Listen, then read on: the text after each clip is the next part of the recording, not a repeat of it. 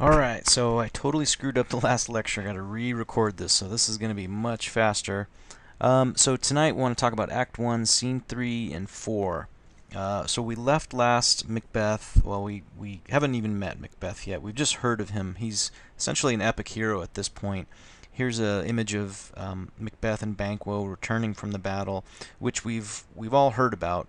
Um, Duncan realizes that Macbeth single-handedly has put down the Scottish rebellion and has named him to be the Thane of Cawdor, and the current Thane of Cawdor is to be executed for being a traitor. So Macbeth, good guy. Um, so in this scene, what we have at the beginning of Act 1, Scene 3, we have a lot of witch talk going on here. Shakespeare wants us to understand that the weird sisters are indeed witches, and what do witches do in their free time? Well, they kill pigs, and they mess around with sailors' wives who don't give them chestnuts. And so the witch, they just do these strange things. So they're having a little witch small talk, and they begin to hear Macbeth's approach. And this is one of those cases where, if you look at the original text, it's better than the modern text. So the modern text has the witch saying, "I hear a drumming. Macbeth is coming." The third witch in the original text says, "A drum, a drum. Macbeth doth come." Um, so we have some nice language in the original text. So again, I encourage you guys to dive back and forth between those pages and read both, since it's so short. All right, so Macbeth and Banquo are returning from the battle. At least in this image, they're on horses, and Macbeth says, "Boy, what a bloody day it was." But ultimately wound up being very good for us. We won. And then we have a little bit of the play talk here. Where we can just imagine the two actors on stage. What are these creatures that are so wrinkled and so strangely dressed? So they stumble upon the witches. All kinds of different versions of witches throughout all time. Here's a kind of a creepy Halloween-y version, but the witches were meant to be really scary for the audience. And then our version from the Patrick Stewart version of the play. We'll watch a little bit of that. They are quite terrifying, I think. All right, so what I want you guys to know about the witches is they speak in riddles. They speak in riddles. They finish each other's sentences, and they're enigmas to Macbeth. They kind of tell the truth, and they kind of don't. They all say hello to Macbeth. They say, "All hail Macbeth, hail to you, Thane of Glamis," which Macbeth is. And then, "All hail Macbeth, hail to you, Thane of Cawdor," which Macbeth doesn't know he is yet. And then the third witch says, "All hail Macbeth, in the future you shall be king." That's from the modern translation. All right, so Banquo basically says, "Wow, these witches are probably supernatural. They're probably telling the truth. Tell me something about me. Tell me, am I going to be king someday?" Almost like having a crystal ball. And the witches again speak in riddles, and that's what I want you to keep in mind. That's what is important to understand about the witches. They reveal little bits of truth at a time, but they don't really reveal the darkness. Or they do, but the characters here choose not to see it. So they say to Banquo that he is both lesser and greater than Macbeth. The second witch says, "Not so happy, yet much happier." And then the third witch says, "Thou shalt get kings, though thou shalt be none." So all hail Macbeth and Banquo. Um, so the modern translation of that is, "You will not be a king, but your children will be kings." All right, so Macbeth wants to know more. What are these riddles? Just tell me the truth. How can I be Thane of Cawdor? How can I be Thane of Glamis at the same time? As soon as he begins to ask these questions, the witches disappear. Okay, so Macbeth and Banquo quickly review the conversation. "Did you hear what I heard? That's kind of strange." Ross, a nobleman, and Angus, a nobleman, they entry with this dramatic news. "Guess what? Duncan is thrilled that you're able to put down this rebellion. He's decided to make you the Thane of Cawdor." Well, you can imagine. Macbeth now says, less than, 30 seconds ago I had some witches here telling me I was Thane of Cawdor. And now the news has come true. I wonder what else could come true.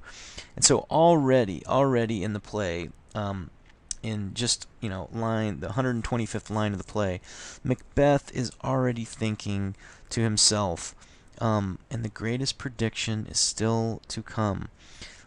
So he begins to wonder, will I become king someday? How might I become king someday?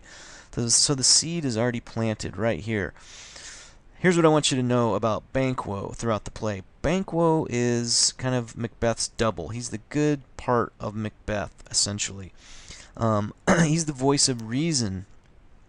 Banquo, this is the line that I wrote up on the board for you guys, which essentially says, the forces of evil often tell us truths in order to tempt us.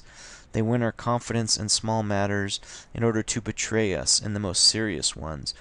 So again, we tend to kind of hear what we want to hear, and then we discount everything else that could potentially be negative. And that goes the same throughout all time. We continually do that today. But bottom line is Macbeth begins to grow in confidence about the potential for him to become king someday. He's talking to himself. Again, this is only something that really can occur in a play, where the character might walk off to the side and begin to address the audience. The two other gentlemen, Ross and Angus, are they're marveling at what's Macbeth doing over there, and Banquo says, this is all very new to Macbeth. He doesn't really understand how to accept the honor of becoming Thane of Glamis yet.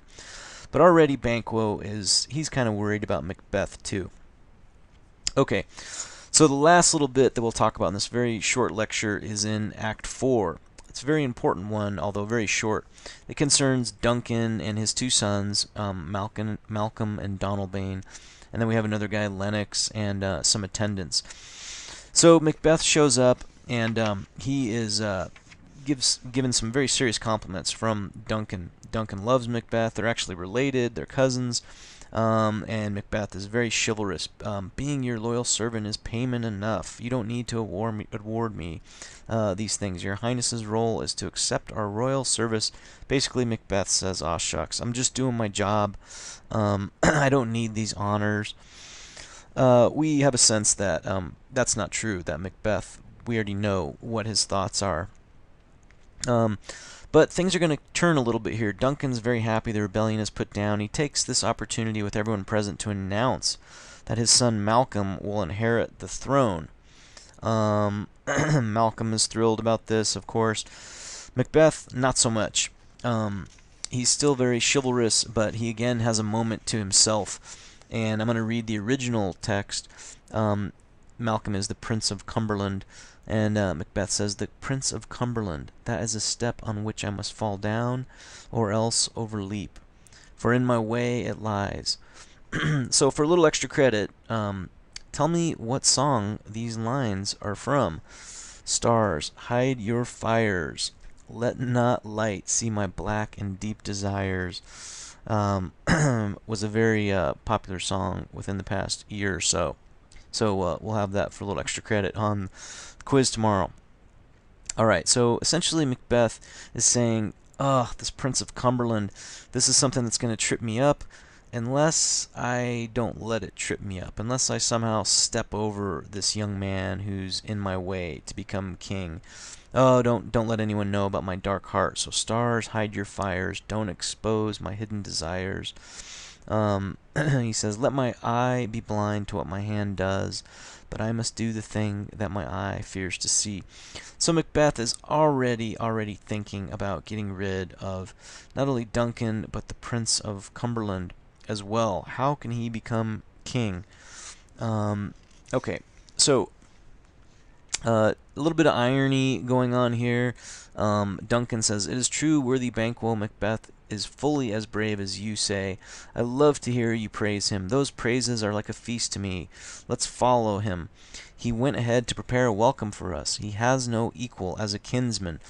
Well, Duncan in this section has already said that the Thane of Cawdor, I thought I trusted that guy. I guess I should have learned my lesson. You can't judge a book by its cover, is what he literally says in the earlier lines there. That you can't totally trust someone. You can't ever really know someone just by their face. And of course, he's already trusting Macbeth, and we as the audience know that probably not a good move at this point. All right, so Macbeth, what we're going to see in the next couple of acts is Macbeth is going through a little bit of a moral crisis. He likes Duncan. He thinks Duncan is a great king. Duncan is a relative. But he also likes this prediction about, he likes the idea of King Macbeth. What's going to push him over the edge is going to be Lady Macbeth, who is just force majeure in the play. And she is the one that really has a strong hand in shaping the outcome for Macbeth. Alright, so that's what we're going to read tomorrow. We're going to read Scene 1, Acts 3 and 4. We'll talk about it and move forward accordingly.